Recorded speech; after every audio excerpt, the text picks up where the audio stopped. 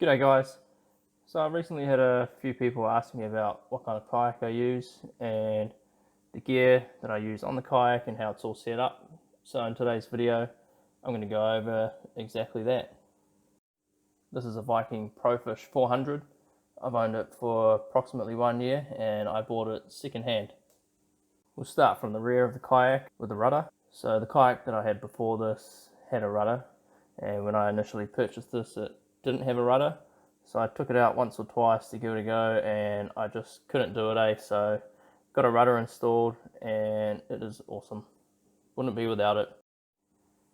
Moving on to the starport, which comes standard with the Pro Fish 400. In there I've got my Railblazer flag with the nav light. 9 times out of 10 when I go fishing I'm launching in the dark, so having that nav light is essential so that I can be seen. Moving on to the chill pod. Some people don't like them, some people prefer a chill bag or just an insulated cover. I like the chill pod because it's easy to clean, it's easy to chuck on there, and it keeps the fish cold enough for me. I'm usually back on the shore by 10 o'clock, 11 o'clock before it gets hot, so yeah, chill pod works great. And like I say, it's super easy to clean too. Next up, behind the seat, you've got 4 rod holders. These are the 3 rods that I always take with me when I go fishing. So I've got 2 soft bait setups. One's a light setup, one's a little bit heavier. And I've also got a slow jig / slider setup.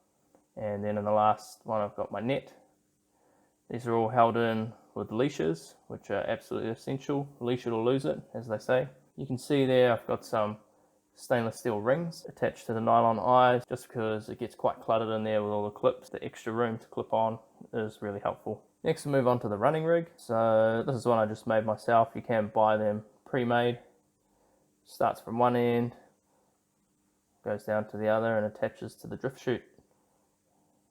And it just uses a little pulley system on each side so that you can easily maneuver your drift chute or anchor. Moving on to the seat. It's nothing special, it's just a standard seat, but it does the job for me. My PFD is a BLA 50, I believe. I keep my phone in there, my keys, and waterproof bags. Clip my radio on the front. It's got a safety whistle in case I ever need it. And then at the back it's got room for a bladder, which I fill with water every time I go out. Here we have the tackle pod, which is the hub of the kayak, if you will. So on top it's got a nice little spot there for the gulp soft bait jar, which is very handy. It's also where the fish finder is mounted, and it's got a bait board too if you're that kind of person who uses bait. Inside there's heaps of storage. I keep things like leader, sun cream, knives, food, all my tackle, and then right at the back there is the battery for my fish finder too. Like I say, these tackle pods are great.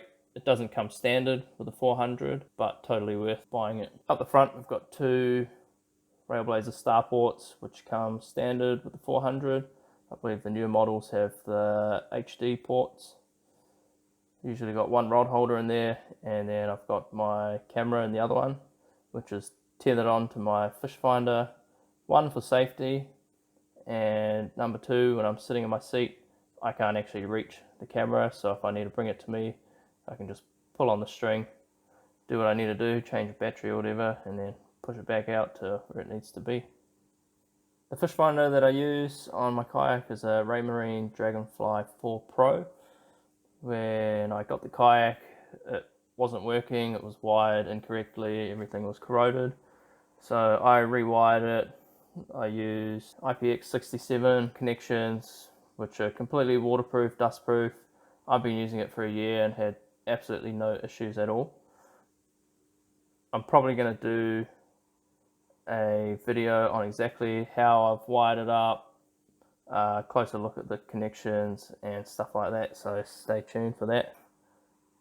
And it just runs down through the nylon eye and into the hull. The transducer is mounted in hull, it doesn't fit in the scupper hole, but works perfectly fine.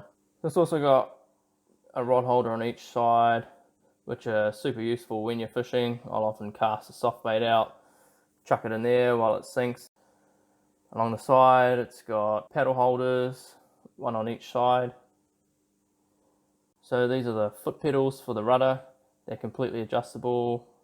They slide along the rail there depending on how tall you are, and you can also adjust the tension on the rudder itself. Here's another paddle holder on this side.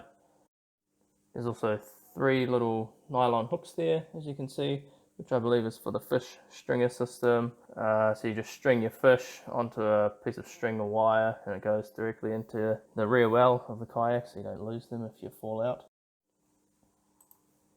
As you can see, the tackle pod is fully removable. The fish finder just unplugs here, and it's got a little cap to keep things dry while it's stored. For the battery charger itself, I simply cut off the old spade connectors that it came with and attached one of these waterproof connectors so that it matches up. And as you can see, it just plugs in there. Easy as to charge it. Well, that's pretty much it, guys. I think I've covered everything. If I've missed anything or you've got any other questions, just leave a comment below and I'll get back to you. I'll reply to all the comments. If you've got any suggestions on what you want to see in the future, comment below and we'll sort it out. Otherwise, have a good one and we'll see you out on the water.